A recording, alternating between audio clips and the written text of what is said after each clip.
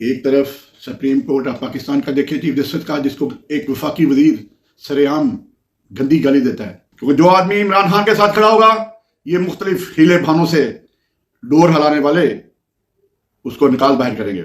हम जुडिशरी के लिए, आजाद जुडिशरी के लिए खड़े हैं। आज हजारों वकला ने शारा दस्तूर पे चीफ जस्टिस ऑफ पाकिस्तान के साथ सॉलिडारिटी का इजहार किया। चीफ जस्टिस ऑफ पाकिस्तान को गालियां दी गई, उधर उधर कर रहा है, तरक्याती फंड पे अरबों रुपया खर्च कर रहे हैं और कहते हैं 30 जून से पहले खर्च करो। ये आप लोगों ने इस निजाम का बेड़ा गर्क कर दिया है। आप लोगों के तो पैसे बाहर पड़े हैं, आप लोगों को क्या है? और ये जीदा दरिश्ता उन्होंने किया। 8 जज चीफ जस्टिस के साथ हैं और 7 खिलाफ हैं। पाकिस्तान का जो मिस्टर 10% आप उसके साथ बैठ गए। तो इमरान खान तो पीछे हटने वाला नहीं है, चाहे वो नायब दे देंगे, आप उसका बंदा कोई पीछे खड़ा हो जाएगा। नून लीग का नाम लेने वाला कोई बाकी नहीं रहेगा। अब यहाँ सुप्रीम कोर्ट ऑफ पाकिस्तान रहेगी, अब बनाना रिपब्लिक ऑफ पाकिस्तान बन जाएगा, इस्लामी जमहूरिया खत्म हो जाएगा।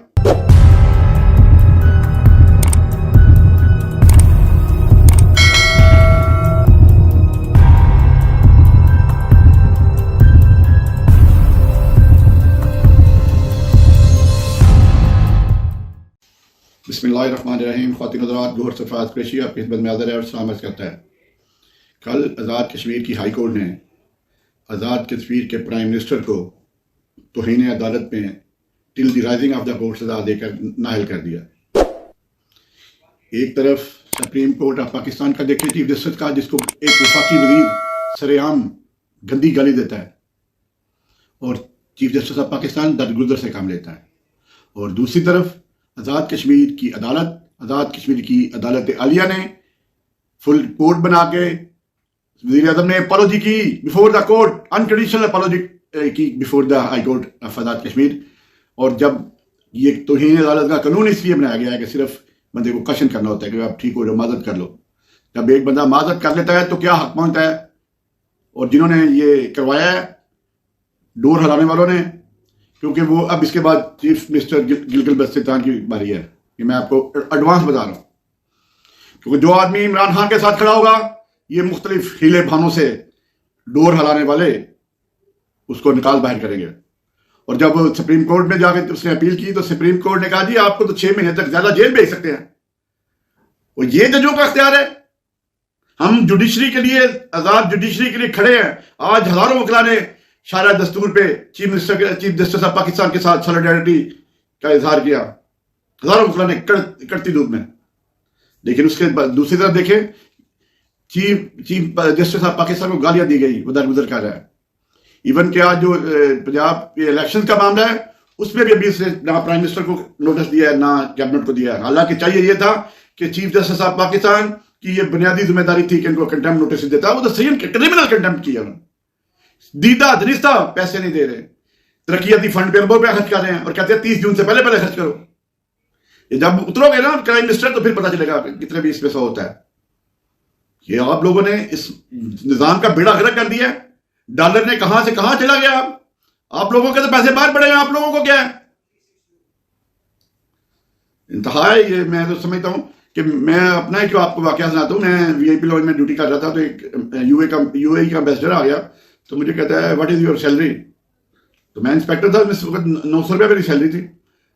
तो मैंने कहा 900 रुपीज। कहता टेल मी इन डॉलर्स।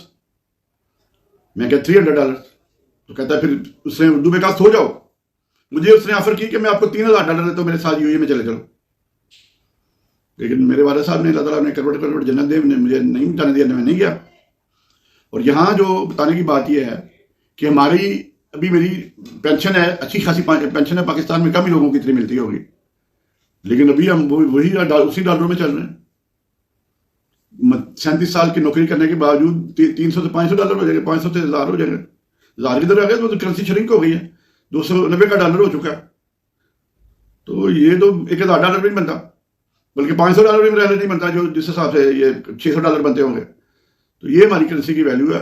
जब मैंने पेंशन ली थी तो मेरी $1000 पेंशन थी, अब वो श्रिंक हो गई, $600 भी हो गई। तो अल्लाह इनको इस इम्पोर्टेड सरकार को गर्क करे। मुशर्रफ के दौर में याद है कि मुर्गी 100 रुपये किलो मिलती थी, वो कहता दाले ना खाओ मुर्गी खाओ। आज मुर्गी का भाव देखो, ये तारिक बशीर चिमे की वजह से इस वक्त मुर्गी जो है 800 रुपये किलो मिल रही है। तो चीफ जस्टिस ने दूसरा आज पंजाब इलेक्शन के किस्म के नोटिस जारी कर दिया है उन्होंने कहा है कि आपको क्या कॉन्सिक्वेंसेस का पता है। उन्होंने इलेक्शन कमीशन को भी बुला लिया, सेक्रेटरी को। उन्होंने governor state bank of Pakistan को बुला लिया कि सारा हिसाब किताब लेके आओ। उन्होंने सेक्रेटरी गवर्नर को बुला लिया। और ये मैं अभी तक मैं समझने से कासर हूँ कि प्राइम मिनिस्टर और कैबिनेट को क्यों नहीं बुलाया गया, क्योंकि the primary responsibility lies with the federal government, and federal government means prime minister and the federal cabinet. तो उनको मेरा ख्याल है अब ये जो सेक्रेटरी खजाना आएगा और ये अटॉर्नी जनरल और ये जो स्टेट बैंक का गवर्नर है वो जब आएगा तो लाजमी बात है वो अपनी जान बचाने के लिए बताएंगे जी ये फेडरल गवर्नमेंट कर रही है सारा कुछ। तो अल्टीमेटली इसकी जो प्राइम मिनिस्टर की छुरी है ना वो गर्दन के नीचे आनी है। बकरे की माँ कब तक खैर बनाएगी। आज लतीफ़ खोसा ने शरअ दस्तूर में जब वकला ने एहतजाज किया शदीद गर्मी में, तो उन्होंने कहा कि अब वक्त आ गया है कि सुप्रीम कोर्ट के साथ हम खड़े हैं और सुप्रीम कोर्ट अब अपनी इज्जत और अपनी वकार की खातिर इनको कंटेम्प्ट नोटिस जारी करे। और सबवर्शन ऑफ कॉन्स्टिट्यूशन हुई है और ये जीदा दरिस्ता उन्होंने किया और सुप्रीम कोर्ट ने चले एक्शन ले लिया। चीफ जस्टिस इन चैम्बर 14 अप्रैल को ये सारा केस सुनेंगे। और दूसरी तरफ ये जो उन्होंने मुतनाज़ा कानून बनाया जिसमें चीफ जस्टिस के इख्तियारात को कटेल किया, चीफ जस्टिस ने 8 रुकनी बेंच बना दिया है। अब चीफ जस्टिस ने तमाम जजेस को बता दिया उधर तुम इधर हम। 8 जज चीफ जस्टिस के साथ हैं और 7 खिलाफ हैं। Majority is with the chief justice of Pakistan. और काजी फैज साहब को ये नहीं पता कि ये जो कटेल हुए हैं इख्तियारात अल्टीमेटली कल जब आप चीफ जस्टिस बनेंगे तो ये छुरी आप पे भी फिरेगी। ये you have to face the consequences कि जो आप इनकी बड़ी हमायत कर रहे हैं, जाके असम्बलियों में तकरीर कर रहे हैं। आज तक किसी जज ने जाके असम्बली में तकरीर की है? मैंने तो पहली दफा देखा है कि जाके मैं अपना सबसे बड़ा जो पाकिस्तान का जो मिस्टर 10% है जाके उसके साथ बैठ गया और फिर कहते कुर्सी उन्होंने दी है मुझे बैठाने के लिए। आप रिजर्वेशन चोरी कर सकते थे, मैंने इसमें नहीं बैठना।